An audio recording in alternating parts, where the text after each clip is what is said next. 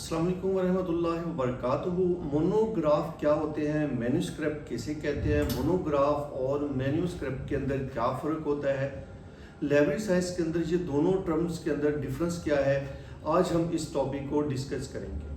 अगर आप हमारे चैनल वॉइस ऑफ लाइब्रेरी पर बिल्कुल नए आए हैं और आपका ताल्लुक लाइब्रेरी साइंस से है तो आप बिल्कुल सही जगह पे हैं और अभी आप हमारे चैनल को सब्सक्राइब ज़रूर कर लें और बेल आइकन के ऊपर ज़रूर क्लिक कर दें ताकि हमारी लाइब्रेरी साइंस के मुताल्लिक आने वाली हर वीडियो आपको उसी वक्त जैसे ही हम अपलोड करें आप तक पहुंचे।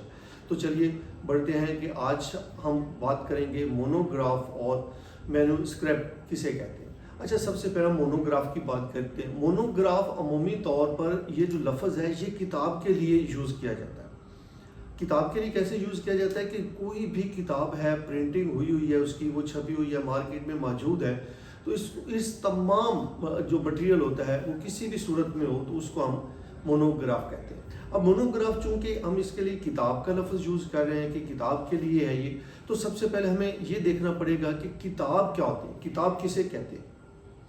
तो यूनेस्को की जो डेफिनेशन है उसके मुताबिक जो किताब होती है उसकी डेफिनेशन ये है या तारीफ़ ये है कि ऐसी किताब जो कम अज़ कम 49 सफ़ात पर मुश्तमिल हो, 49 पेजेस जिसके हों, और उसमें प्रिलिमिनरी जो पेजेस होते हैं, जो इब्तदाई सफ़ात होते हैं, जो रोमन के अंदर अमूमी तौर पर लिखे होते हैं, वो उसके अंदर, और कवर के पेजेस जो होते हैं वो शामिल नहीं होते। इसके अलावा जो रेगुलर पेजेस होते हैं हमारे होते हैं 1 से 49 तक, जिनकी काउंटिंग प्रॉपर नंबरिंग लगी हो, अगर वो 49 पेजेस होंगे और फिर उनको इकट्ठा करके जिल्द कर दिया गया हो, बाइंड कर दिया गया, बाइंडिंग के लिए या बाइंड करने के लिए कोई वहाँ पे लिमिट नहीं लगाई गई कि आप पेपर बैक है आपका वो करते हैं, स्प्रिंग बाइंडिंग कर रहे हैं या हार्ड बाइंडिंग कर रहे हैं, ये कोई इशू नहीं, सिर्फ बाइंडिंग होनी चाहिए।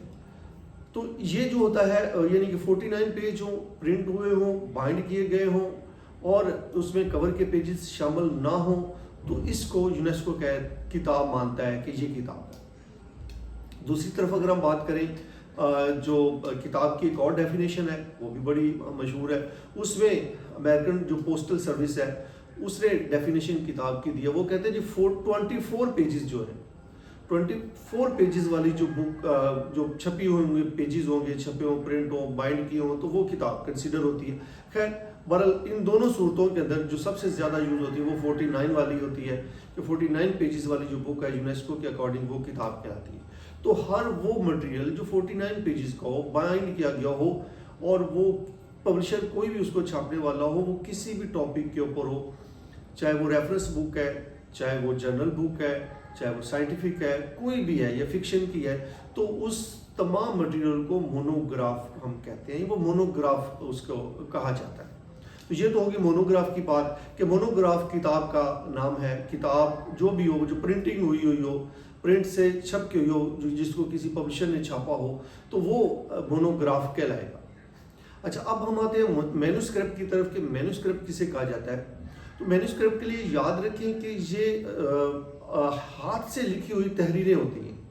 हाथ से लिखी हुई तहरीरें, चाहे वो आपने एक किताब लिखी है, चाहे खतूत लिखे हैं, चाहे कुछ और मटेरियल आपने किसी भी टॉपिक के ऊपर लिखा है, तहरीर किया है, हाथ से कलम दवात के साथ स्याही का इस्तेमाल करते हुए आपने लिखा है और आपके पास वो मौजूद है, तो वो मैन्यूस्क्रिप्ट कहलाता है। मैन्यूस्क्रिप्ट अमूमी तौर पे अहद कदीम के अंदर ज़्यादा यूज़ किया जाता था। तब चूँकि हाथ से लिखने का रवाज आम था, स्याही और कलम के ज़रिए लिखने का रवाज आम था, तो इसलिए उस दौर के अंदर जितनी भी किताबें थीं जो छपी हुई नहीं थी, क्योंकि छपाई का जो है वो तो आगाज़ 1438 के अंदर हो रहा है, तो उससे पहले जितनी भी किताबें थी वो हाथ से लिखी गई।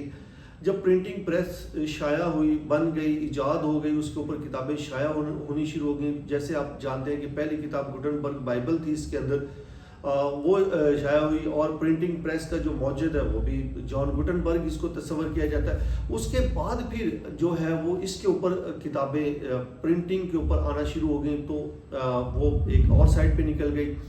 लेकिन जो हाथ से लिखी हुई तहरीरें थी वो ऐसे ही पड़ी रह गई।